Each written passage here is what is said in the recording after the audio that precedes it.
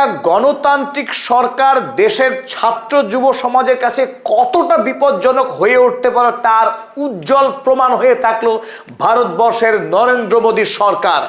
আজ দিল্লিতে বিরোধী দলনেতা রাহুল গান্ধীকে যে কায়দায় পুলিশ শারীরিক নির্যাতন করে অ্যারেস্ট করেছে এবং তাকে যেভাবে থানায় লকআপে আটকে রাখা হয়েছে, তাতে ভারতবর্ষের গণতন্ত্র কালিমা লিপ্ত হলো। ভারতবর্ষের ছাত্র জনতা যখন শিক্ষামন্ত্রীর পদত্যাগের দাবিতে দিল্লির যন্তর মন্তরে আন্দোলন চালাচ্ছিল ককরোচ জনতা পার্টির আয়োজনে, সেই আন্দোলনকে ছত্রভঙ্গ করবার জন্য পুলিশ যে পাশবিক শক্তি প্রয়োগ করেছে, তাতে ভারতবর্ষের গণতন্ত্রের মান সীমাহীনভাবে নিচে নেমে গিয়েছে। এবং যখন সোনম ওয়াংচুক টানা 20 দিন ধরে অনশন আন্দোলন করছিলেন একমাত্র দাবি নিয়ে যে ভারতবর্ষের শিক্ষামন্ত্রী ধর্মেন্দ্র প্রধান, তার আর শিক্ষামন্ত্রী থাকবার কোনো যোগ্যতা নেই, কারণ তিনি যখন দেশের শিক্ষামন্ত্রী তখন একটার পর একটা পরীক্ষা, নিট থেকে শুরু করে দেশের গুরুত্বপূর্ণ পরীক্ষাগুলোতে প্রতিবার প্রশ্ন ফাঁস হয়েছে।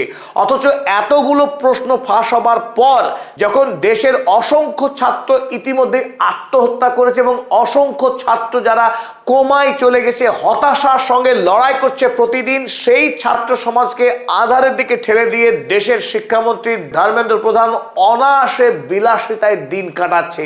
আর এই অন্যায়ের বিরুদ্ধে যখন সোনম ওয়াংচুকের মতো আন্তর্জাতিক খ্যাতনামা বিজ্ঞানী, শিক্ষক এবং পরিবেশ আন্দোলনকারী যখন যন্তর মন্তরে অভিজিৎ দীপকে দেখে সামনে রেখে যখন তিনি অনশন আন্দোলন করছিলেন, সেই সম্মানীয় অনশনকারীর সঙ্গে দেশের সরকারি কোনো প্রতিনিধি বিন্দুমাত্র আলোচনা করেনি, বরং 20তম দিনে তাকে বলপূর্বক জোর করে উঠিয়ে নিয়ে যাওয়া হয়েছে দিল্লির সফদরজং হাসপাতালে, তার অনশন ভেঙে দেওয়ার চক্রান্ত করে। তারপরেও যখন 20 তারিখে প্রস্তাবিত পার্লামেন্ট অভিযানকে বন্ধ করতে পারেনি দিল্লি সরকার, যখন সেই আন্দোলনে দেশের বিভিন্ন প্রান্ত থেকে প্রায় 50,000 ছাত্র যুব জমায়েত হয়েছিল, দিল্লির যন্তর মন্তর থেকে শান্তিপূর্ণভাবে মিছিল করে তারা পার্লামেন্টে গিয়ে পার্লামেন্টারি কমিটির কাছে জবাবদিহি করতে চেয়েছিল কিছু প্রশ্ন তুলতে তাদের হয়ে, যেন পার্লামেন্টে আলোচনা করা হয় কেন শিক্ষামন্ত্রীকে বরখাস্ত করা হবে না। এই চূড়ান্ত ব্যর্থতার দায় স্বীকার করে ভারতের শিক্ষামন্ত্রী কেন পদত্যাগ করবে না, এই প্রশ্নে যখন ছাত্ররা দিল্লি অভিমুখে যাত্রা করেছিল, নজিরবিহীনভাবে তাদের উপরে ক্র্যাকডাউন করেছে ভারতের কেন্দ্র সরকার। যে কায়দায় ছাত্রদের উপরে শারীরিক নির্যাতন চালানো হয়েছে তা এক কথায় বর্বরচিত এবং পাশবিক। শান্তিপূর্ণ আন্দোলন করা গণতান্ত্রিক দেশের বড় অধিকার এবং শাসক দলের বিরুদ্ধে মতামত দান করা গণতন্ত্রের জন্য স্বাস্থ্যকর। সেই গণতান্ত্রিক শান্তিপূর্ণ প্রতিবাদী যুবকের উপরে সরকার যেভাবে রাষ্ট্রীয় সেনাবাহিনীকে লেলিয়ে দিয়েছে, এমনকি উর্দি ছাড়া সাধারণ পোশাক পরা বেশ কিছু যুবককে দেখা গিয়েছে পাশবিকভাবে লাঠি চালাতে এই নিরীহ ছাত্রদের উপর। আর এই ছবি ছড়িয়ে যাওয়ার পর গোটা দেশে ক্ষোভের আগুন দাউ দাউ করে জ্বলতে থাকে। দিল্লিতে এই পাশবিক অত্যাচারের পর 20 তারিখের এই পাশবিক অত্যাচারের বিরুদ্ধে 21 তারিখে যখন ভারতবর্ষের কংগ্রেসের নেতা তথা বিরোধী দলনেতা leader of the opposition Rahul Gandhi এবং কংগ্রেসের গুরুত্বপূর্ণ নেত্রী প্রিয়াঙ্কা গান্ধী এবং কংগ্রেস দলের জাতীয় সভাপতি মল্লিকার্জুন খাড়গেরা এনসিপি এবং সমাজবাদী পার্টিদের নেতাদের নিয়ে দিল্লির রাজাজি মার্গ থেকে প্রধানমন্ত্রীর 10 জনপদের বাসভবনে লক্ষ্য করে যাত্রা শুরু করে। এই প্রশ্ন নিয়ে প্রধানমন্ত্রীকে তারা জিজ্ঞাসা করতে চান যে কেন ছাত্র যুবদের উপরে পুলিশকে লেলিয়ে দিয়ে এহেন শারীরিক অত্যাচার করা হলো, কেন তাদেরকে পার্লামেন্ট পর্যন্ত যাওয়ার অনুমতি দেওয়া হলো না। এই প্রশ্নকে সামনে রেখে যখন জাতীয় কংগ্রেসের নেতা রাহুল গান্ধী যখন পদযাত্রা করছিলেন, রাস্তার মাঝে যখন তাদের মিছিল কল্যাণজি মার্গ পর্যন্ত এগোয়, সেখানেই পদযাত্রাকে আটকে দেওয়া হয় এবং একের পর এক নেতার উপরে শারীরিক অত্যাচার করবার পর তাদেরকে চ্যাংদোলা করে তুলে নিয়ে গিয়ে প্রিজন ভ্যানে রাখা হয় এবং তারপর তাদের দিয়ে যাওয়া হয় দিল্লির মডেল টাউন পুলিশ স্টেশনে। শুধু রাহুল গান্ধী নয়, 21 তারিখের এই পদযাত্রা করতে গিয়ে অ্যারেস্ট হয়েছেন প্রিয়াঙ্কা গান্ধী এবং সমাজবাদী পার্টির নেতা অখিলেশ যাদব। আপনারা দেখছেন সেই ছবি, প্রিয়াঙ্কা গান্ধীকে যেভাবে মহিলা পুলিশ কর্মীরা জোর করে তাকে ভ্যানে তোলার চেষ্টা করছে। তবে 21 তারিখের এই আন্দোলনের একটাই উদ্দেশ্য ছিল 20 তারিখে যে ছাত্র জনতা যারা পার্লামেন্ট অভিমুখে যাত্রা করেছিল তাদেরকে যে নির্যাতন করা হয়েছে তার কয়েকটি ছবি আপনারা দেখুন। এখানে একটার পর একটা জায়গায় ফ্রেমে আপনারা দেখতে পাচ্ছেন যে ছাত্রদেরকে পুলিশ কি কায়দায় তাদের উপরে শারীরিক অত্যাচার চালিয়েছে। একজন নিরীহ ছাত্র তাকে একসঙ্গে 5 জন পেটাচ্ছে, যাদের 3 জন তাদের কোনো পুলিশি না আছে, পরিচয় না আছে। উর্দি এবং পরিচয়হীনভাবে কিছু যুবক এই ছাত্রদের উপরে পেটাই শুরু করে দেয়।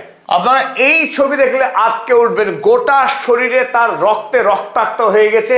তিনি দুহাত তুলে দিয়েছেন আত্মসমর্পণের ভঙ্গিমায়, তারপরেও চলছে তার উপরে জুলুম। এবং আরো আশ্চর্য, 20 তারিখের পার্লামেন্ট ভবনের কাছে ইন্ডিয়ান ফৌজ যেভাবে তারা তাক করে থাকে মেশিন গান নিয়ে, সেই ছবি একবার দেখুন।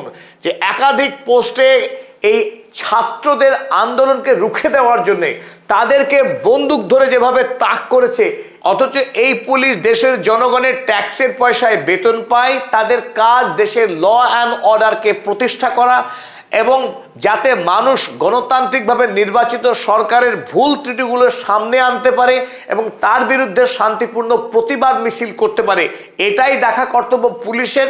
সেই পুলিশই নিরীহ ছাত্রদেরকে যেভাবে পেটাই করেছে এবং যেভাবে সামরিক অস্ত্রের আস্ফালন ঘটিয়েছে, তাতে সন্ত্রস্ত সাধারণ শান্তিপ্রেমী জনতা। যে ভারতবর্ষের মহাত্মা গান্ধী ইংরেজ অত্যাচারী শাসকদেরকে দেশ থেকে তাড়াবার উদ্দেশ্যে বারংবার তিনি অনশন ধর্মঘট করেছেন এবং সেই অস্ত্রকে ব্যবহার করেই একটা সময় ভারতবর্ষের স্বাধীনতা আন্দোলন কন্যাকুমারী থেকে কাশ্মীর, গুজরাট থেকে আসাম পর্যন্ত বিস্তৃত হয়েছিল। সারা ভারতবর্ষের মানুষ ঐক্যবদ্ধ হয়েছিলেন ইংরেজদেরকে দেশ থেকে তাড়ানোর অভিযানে। কিন্তু আজকের এই নরেন্দ্র মোদী সরকারের সময়ে সোনাম ওয়াংচুক, যিনি ভারতবর্ষের একজন বিখ্যাত ব্যক্তিত্ব, তার সঙ্গে যেভাবে অন্যায় করা হয়েছে, যেভাবে অত্যাচার করা হয়েছে এবং তাকে জোর করে হাসপাতালে তুলে নিয়ে যাওয়া হয়েছে শুধু একটাই লক্ষ্য নিয়ে, 20 তারিখের এই পার্লামেন্ট অভিযানে যেন কোনোভাবেই সোনাম ওয়াংচুক শরিক না হতে পারে, শুধু এই উদ্দেশ্য নিয়ে জোর করে তাকে তুলে নিয়ে যাওয়া হয়েছে।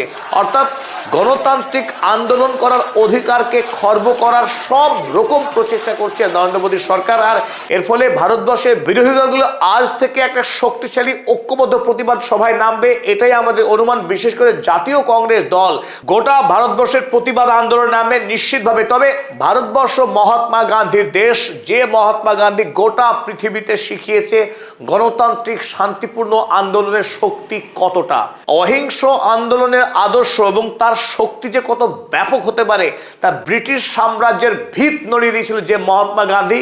সেই মহাত্মা গান্ধীর আদর্শ আজও ভারতবাসী ভোলেনি, ভারতবর্ষের ছাত্র জনতা স্মরণ রেখেছে মহাত্মা গান্ধীকে। তাই আমরা 20 তারিখের এই পার্লামেন্ট অভিযানে দেখেছি অসংখ্য ভারতীয় যুবক তারা মহাত্মা গান্ধীর বেশে এই আন্দোলনে অংশগ্রহণ করেছিল। ঠিক একইভাবে ভারতবর্ষে এই স্বৈরাচারী গণতন্ত্রকে নিধনকারী যে শাসন ব্যবস্থা, এর বিরুদ্ধে দেশে আন্দোলন আরো জোরদার হবে খুব শিগগিরই।